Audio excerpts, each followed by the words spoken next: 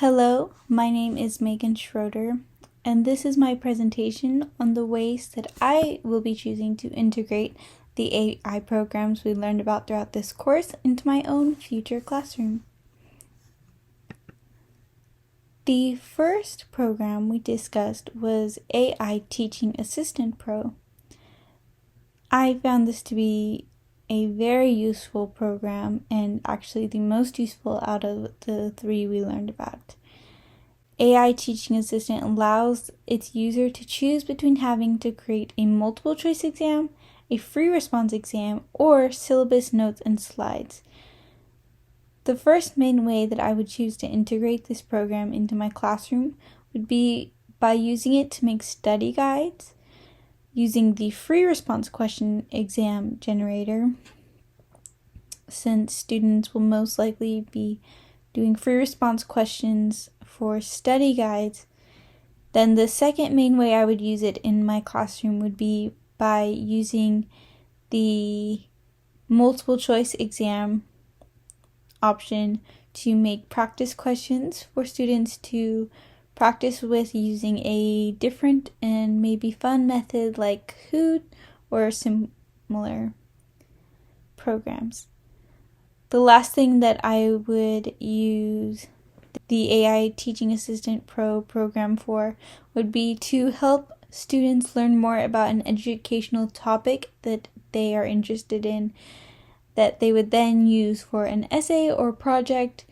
So say we're learning about different weather types, maybe they would use it to look up and learn more about the weather type of their choosing. The example that I chose to provide is a just quick 2-question study guide about whales that I made using the AI Teaching Assistant Pro program. As you can see, it gives you a very detailed question and then provides you with as many answer choices as you choose for it to. And then at the end of the correct answer, you will see it says correct, so teachers can identify the answer students need to choose easily as well. The next program we learned about was the AI Tutor Pro website. This was a website where you could choose to test your knowledge or expand your knowledge on a specific topic. You could also choose the level you wanted to practice at, which is very helpful.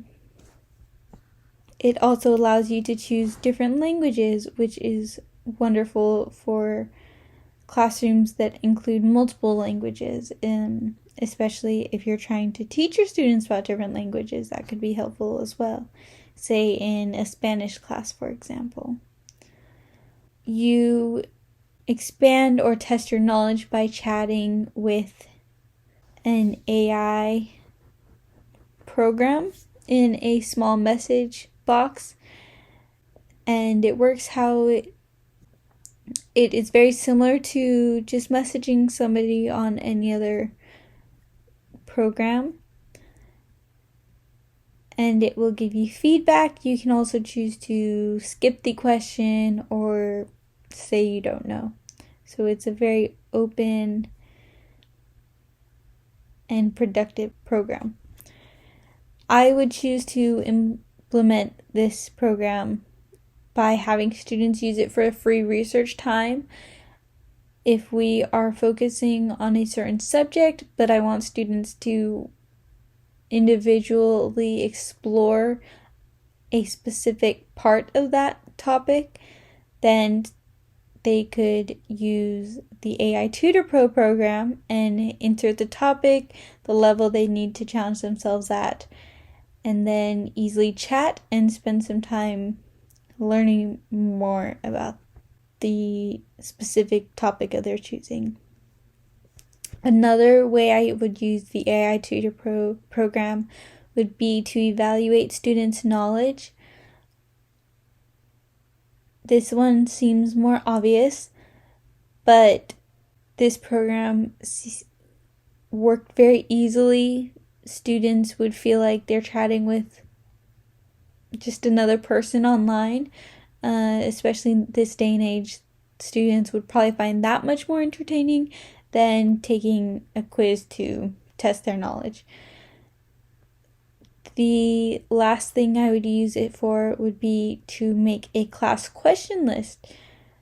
So I would basically put in a topic we're learning, adjust the level and the specific settings to where my students are, and then take those questions and use it to give students a list of questions to consider if they want to deepen their understanding on a topic or learn more. The example I chose to do for the AI Tutor Pro program was to check my knowledge on the ocean at an elementary level. As you can see, it breaks the response up by using brackets. First, we can see the question, then you see the correct answer, next you'll see your answer, then the score you get from your answer. For example, you can see here the first question it asked me was, what is the largest ocean in the world?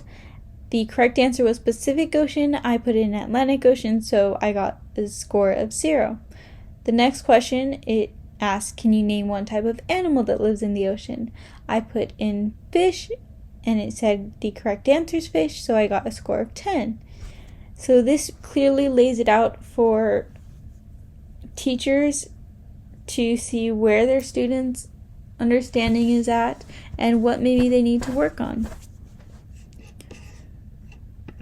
The last program we discussed throughout this course was the Ask Smile program.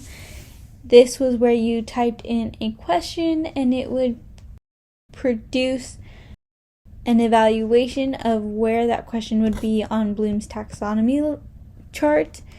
It also tells you how you could adjust the question to be a higher number on the chart and get more out of your students and their answers. It also gives you an example of what your question at the highest level could possibly look like. I would use this program to try and improve the questions I ask my students to make sure I'm asking deep questions that really tell me if they understand what we're learning or not.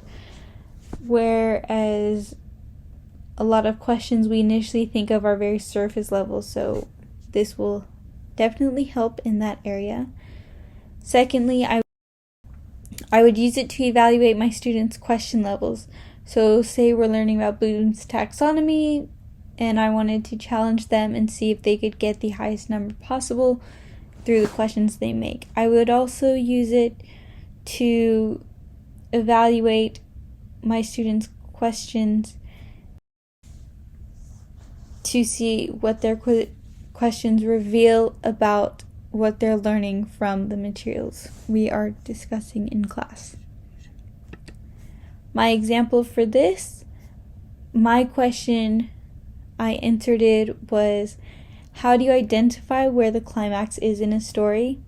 And the answer I got was that the question is a level 2 on Bloom's taxonomy chart because it elicits a straightforward answer rather than one that's based on more analysis and higher order thinking skills compared to just a basic understanding. Then it tells me that if I wanted to improve the question and raise the level, I could rephrase it so that it's structured in a way that there is uncertainty or a different possibility. And the example they give me is to say, if the climax of a story is shifted to the beginning, how would the plot development and character arcs be affected? Which is a much, much deeper question than I originally had. Thank you. That is my presentation.